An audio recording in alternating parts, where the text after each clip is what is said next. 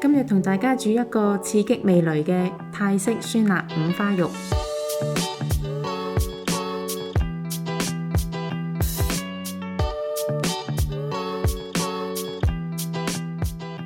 先將五花肉洗乾淨，印乾水分後切件，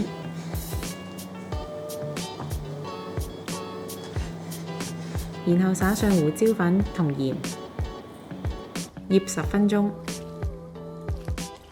切碎蒜頭、乾葱、芫茜同指天椒備用。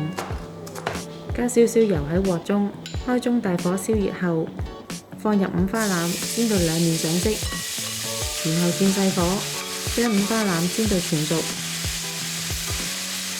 跟住取出放涼。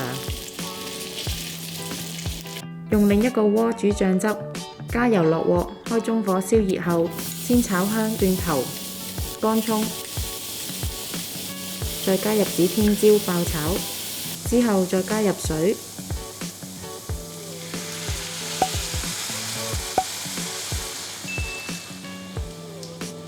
糖、魚露，煮滾。熄火之後，加入白醋同芫茜撈勻，然後放上9層塔，最後淋上醬汁就可以啦。鍾意我哋條影片嘅朋友可以 Like、Subscribe、Share， 同埋記得撳着個鐘仔，可以第一時間收到我哋嘅最新資訊同埋影片。